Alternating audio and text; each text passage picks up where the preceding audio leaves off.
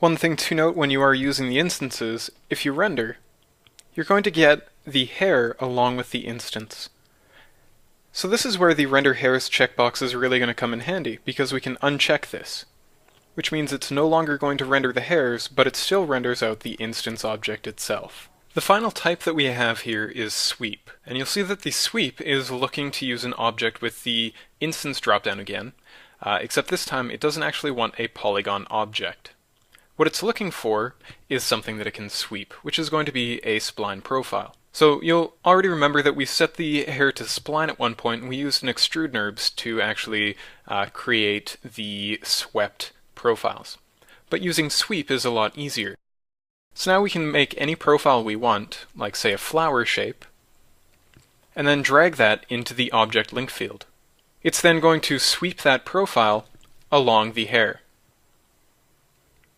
In this case here, you'll see it's sweeping along the object's y-axis. And if we find our flower object, its y-axis is pointing along the plane of the object itself. So we want to go to the hair and just set the axis so that it matches something that we could work with. You'll see that all of our hairs get that flower profile, and everything is good. So this axis here is just setting the axis that the object is going to be kind of pushed along. The next option that we have in the Generate tab is Alignment. And alignment is going to allow you to control which direction this geometry that you're creating along the hair is going to point. So we'll start by going back to the type and setting this to flat. And this produces something that will help illustrate the alignment pretty well. So if we start by taking a look at this, you'll see that depending on the curvature of the guide, the polygons that are generated actually try to change their alignment so that they follow the motion that you create with that guide. This isn't a problematic thing, and it can give you a style that you're looking for, but in some instances, you'll see like these hairs back here. If they get to be edge-on with the camera, you don't really notice them as a hair anymore, and that's something you might want to avoid.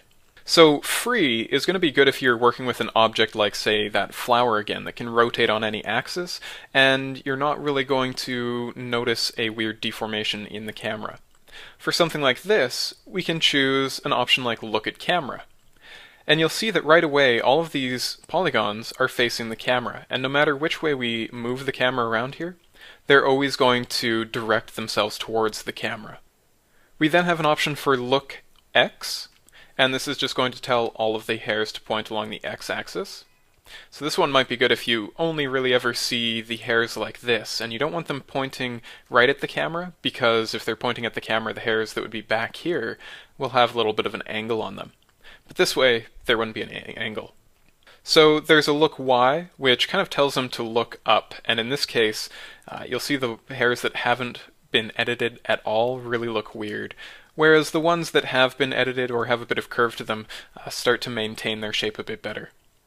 There is random, which is just going to cause the hairs to point in any direction that they please.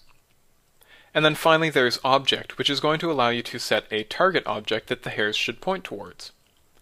In most cases you'll probably want to set this to a null object, and then we can drag the null into the look at. If we choose the null again, you'll see that as we move this around, the hairs will twist to change their alignment to the null. Going back to the hair, we can also adjust all of these axes here to use the local axis or the world axis. So it's using the local axis by default, and this means it's going to use the axis of whatever object the hair is attached to. In this case, I'm going to rotate this object so that it's kind of tilted on the z-axis here. Now if we go to the hair and choose Align, Look Z, you'll see that all of these point along the z-axis. And if I rotate the object, let's set this to world mode, so that it no longer aligns with the world z-axis, which is the faint blue line you can see here, these hairs are still pointing along the z-axis of this object itself, though, which is what you can see here. So going back to the hair object, if you uncheck local, it's then going to point along the world z-axis. So again, you have local, world. local, and world again. So this is a toggle switch, and it's going to work with any of the alignment settings you choose here. Just like with the local toggle switch, there's an invert. So if you go to any of your options here and say you have look Z selected, it's going to say that all of these hairs should point along the z-axis looking this way. If you invert this, it's simply going to tell them that the polygons should be looking the opposite direction now. Next we have the advanced dropdown, and the first checkbox here is for single object. Now let's say we take the hair object and we hit C on the keyboard to convert that. You'll see that the result is a single polygon object. Now if we hit undo and then uncheck single object, hit C on the keyboard again, you'll see that this time we get a null object, and inside this null object is a separate polygon object for every hair that was created. So unless you really want to deal with all these objects, it's probably a good idea to use the single object option.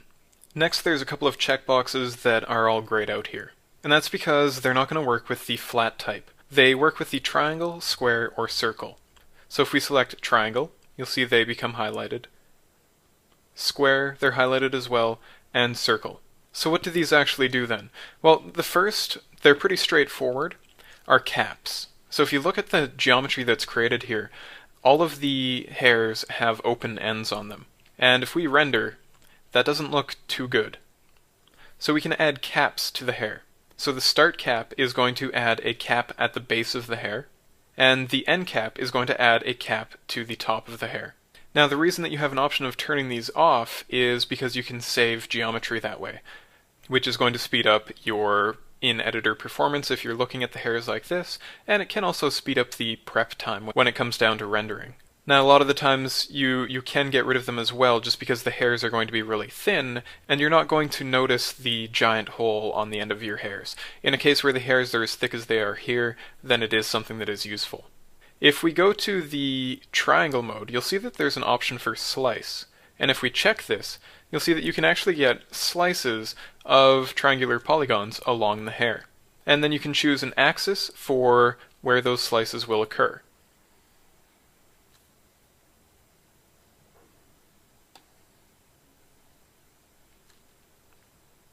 If we go to the square, you'll see that you also get an option to create slices, and it is pretty much the exact same thing as with the triangle.